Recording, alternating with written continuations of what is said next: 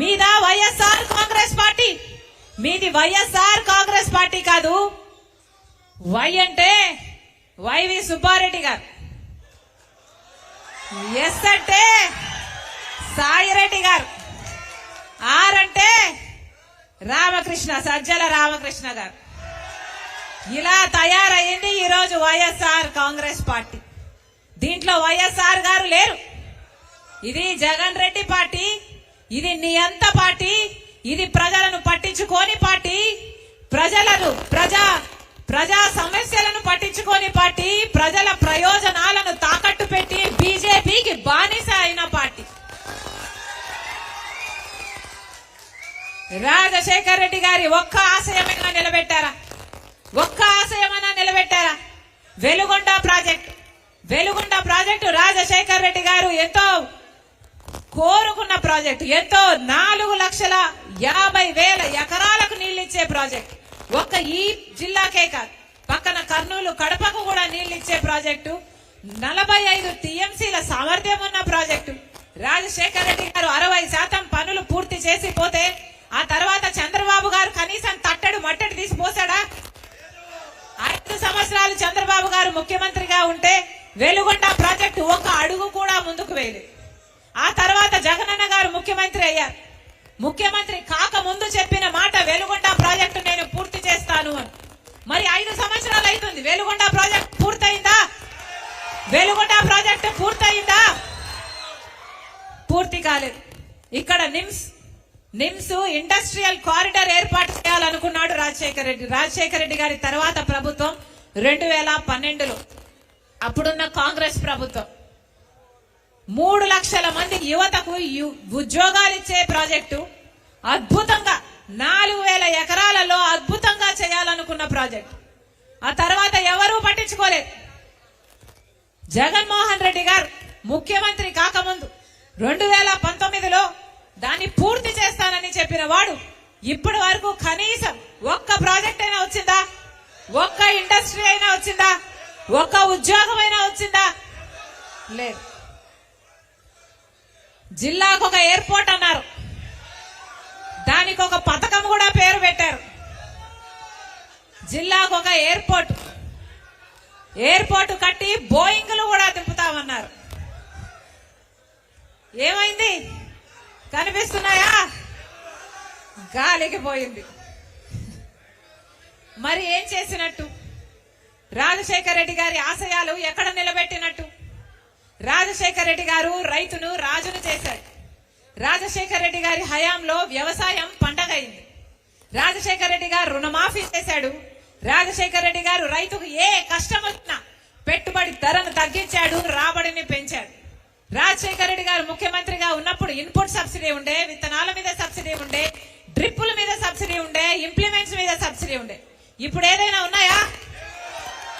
రైతులకు రుణమాఫీ కాదు కదా, రైతులు మొత్తం అప్పుల పాలైపోయారు. అప్పు లేని రైతున్నాడా? అసలు వ్యవసాయం దండగా అనే పరిస్థితికి ఇప్పుడు వచ్చింది అంటే దానికి కారణం పాలకులు కాదా? రాజశేఖర రెడ్డి గారు రైతుల కోసం అన్ని పథకాలు పెడితే ఇన్పుట్ సబ్సిడీ ఉందా? విత్తనాల మీద సబ్సిడీ ఇప్పుడు ఉందా? డ్రిప్ మీద సబ్సిడీ ఇప్పుడు ఉందా? కనీసం పంట నష్టపోతే పంట నష్టపరిహారం అయినా ఉందా?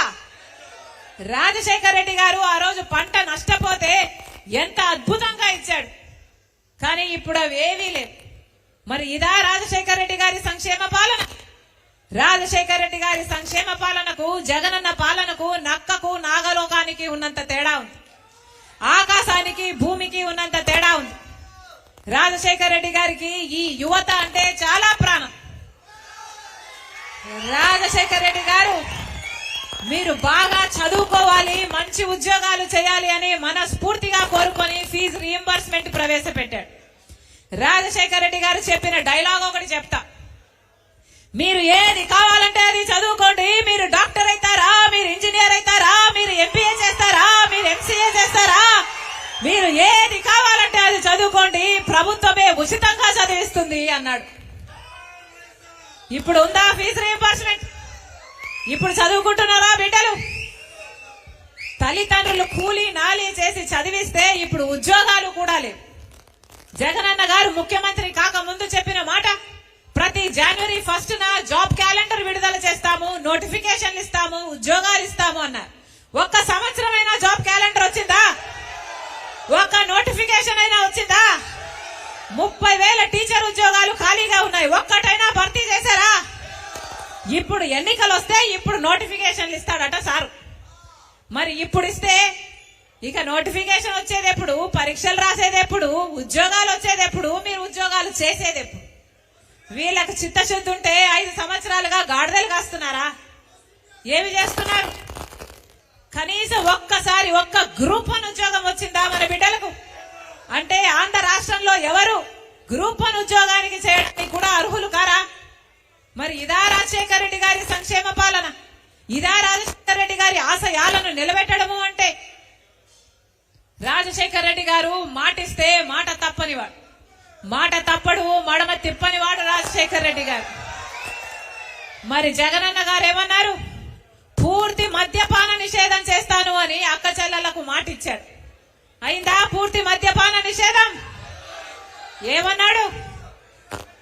నేను పూర్తి మద్యపాన నిషేధం చేయకపోతే ఎన్నికల్లో ఓట్లు వేయమని కూడా అడగను అన్నాడు జగన్మోహన్ రెడ్డి గారు. మరి ఇప్పుడు ఎలా అడుగుతున్నారు? ఈ రోజు సభ పెట్టారు, ఎలక్షన్ క్యాంపెయిన్ మొదలు పెట్టబోతున్నారు. మరి ఎలా అడుగుతున్నారు ఓట్లని? పూర్తి మద్యపాన నిషేధం చేయకుండా ఎలా అడుగుతున్నారు?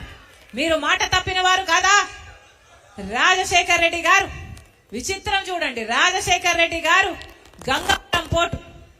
గంగవరం పోటు రాజశేఖర రెడ్డి గారు ఆ రోజుల్లోనే 30 ఏళ్ల తర్వాత మళ్ళీ ఆ పోర్టు ప్రభుత్వం చేతుల్లోకి వచ్చేటట్టు రూపకల్పన చేస్తే జగనన్న గారు 70,000 కోట్లు విలువ చేసే ఆ గంగవరం పోర్టుని